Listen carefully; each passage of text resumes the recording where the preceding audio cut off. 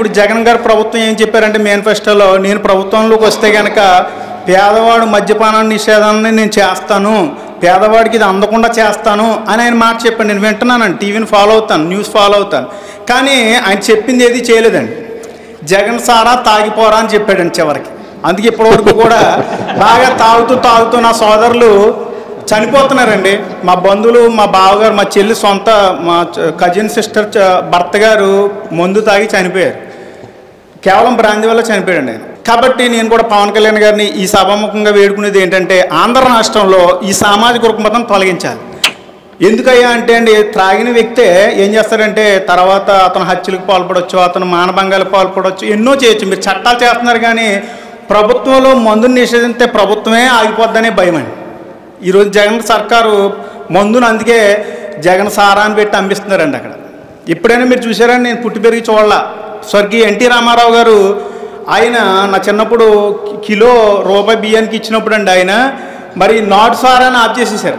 అప్పుడు నినాదం ఏంటి, తెలుగు సారా తాగిపోరా, నాటు సారా తాగిపోరా అని చెప్పేవారు నా చిన్నప్పుడు.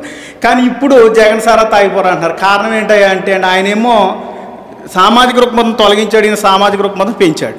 వచ్చే ముందు 2 గంటలు 3 గంటలు మా పాపలు వేసి ఫస్ట్ ఓటు వస్తుందండి. ఇప్పుడు నాన్న ముందు సార్తో ఫోటో దిగి తీసుకురా, నేను వాట్సాప్ స్టేటస్ పెట్టుకుంటాను అని చెప్పింది. క్రైస్తవులను జరుగుతున్న చిన్న దాడిని కూడా పెద్ద చేసి క్రైస్తవులు ఒక అభద్రత భావం తీసుకొస్తా ఉన్నారు. ఏంటంటే జగన్మోహన్ రెడ్డి లేకపోతే క్రైస్తవుల పరిస్థితి ఏమైపోద్ది అన్న ఆలోచనలు క్రియేటివ్ అతనే జనాల్లో క్రియేటివ్ చేస్తూ ఉన్నటువంటి పరిస్థితి వస్తుంది.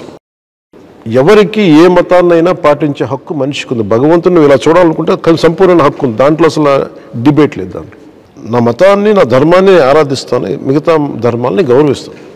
పవన్ కళ్యాణ్ మనకి నిలబడ్డు, జనసేన మనకి నిలబడదు అనే అభిప్రాయం ఎందుకు ఉంటుందంటే, మిగతా వాళ్ళు డ్రామాలకు అందరూ అలవాటు పడిపోయారు. నిజంగా ఈ దేశంలో ఎవరన్నా న్యాయం చేయాలి అంటే తన విశ్వాసాలని తను ముందుకు తీసుకెళ్తూ తను పాటిస్తూ మిగతా విశ్వాసాలను గౌరవించేవాడే తీసుకెళ్ళగలడు. నేను మీకోసం నేను డ్రామాలు చేయను, మనస్ఫూర్తి ఎందుకు జానీ చెప్తాను. నేను మిమ్మల్ని మోసం చేసిన వాడిని అవుతాను. జానీ అనే సినిమా ఎందుకు పేరు పెట్టుంటాను మీకు ఎప్పుడన్నా ఊహించారు? ఎప్పుడన్నా hero not necessarily to be A Hindu, he can also be a Christian. మళ్ళీ జానీ అని చెప్పి జానకి రామాయణ షార్ట్ జానీ కదా, జానీ అంటే జానీ. అది ఎందుకు పెట్టానంటే నా మనసు చెప్పడానికి ఇది ఆవిష్కరిస్తున్నాను అన్నమాట. మీకు అందులో జీసస్ క్రైస్ట్ ఫోటో ఉంటుంది.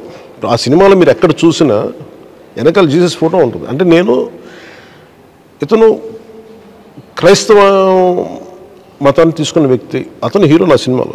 అది ఎవరో డైరెక్ట్ చేస్తుంది, నేను డైరెక్ట్ చేసుకున్న మొదటి సినిమా. నేను రాసుకుంది క్రిస్టియానిటీ మీద నాకున్న గౌరవాన్ని తెలియజేయడానికి అది చేశాను. సో నేను ఏమి చేసినా చాలా సంపూర్ణంగా మోసం చేయను మిమ్మల్ని. నిజం మనస్ఫూర్తిగా మీరు నమ్మండి. మీరు ఈ రోజు నిలబడినా నిలబడకపోయినా మిమ్మల్ని మోసం చేసి నేను మాట్లాడను. కష్టం వస్తే ముందు వచ్చి నిలబడేది నేనే నిలబడతాను తప్ప. నా వైఫ్ నన్ను అడిగింది, మా మదరు నా కూతురు పుట్టిన దీన్ని మన బ్యాప్టైజ్ చేయాలి, చర్చ్కి తీసుకెళ్ళొచ్చానండి రష్యాలో. యూ బీయింగ్ ఏ హిందూ నీకేమైనా ఇబ్బంది ఉంటుంది అంటే అసలు లేదు. మేము అన్ని మతాలని సమానంగా గౌరవించామని, నేను మీ విశ్వాసాలను గౌరవిస్తాను, సంపూర్ణంగా చేసుకున్నట్టు నా కూతురు ఫోటో ఉంటుంది బ్యాప్టైజ్ చేసినట్టు. నేను ఇది ఎందుకు బయటికి చెప్పనంటే నాకు చాలా చిన్నతనంగా ఉంటుంది. నేను భగవంతుని నమ్ముతున్నట్టుగా ఉంటుంది ఓట్ల కోసం. నేను మీ విశ్వాసం చూరగొనాలంటే నేను మీకు నిలబడాలి. నేను ప్రాక్టీసింగ్ క్రిస్టియానిటీ అయినప్పటికీ కూడా మీకు నిలబడకపోతే ప్రయోజనం ఏముంది మీకు అంటారు. నేను ప్రాక్టీసింగ్ క్రిస్టియానిటీ కాదు, కానీ మీకు నేను నిలబడినంతగా ఏ క్రిస్టియన్ లీడర్ నిలబడ్డా. మీరు ఇది నమ్మండి. వేరే మత విశ్వాసాలకి భంగం కలిగించకుండా మన విశ్వాసాలని ముందుకు తీసుకెళ్లడంలో మీకు సంపూర్ణమైన హక్కు ఉంది. ఏ పార్టీకి హక్కు లేదు, రాజ్యాంగం మనకి సంపూర్ణంగా కల్పించిన హక్కు ఇది.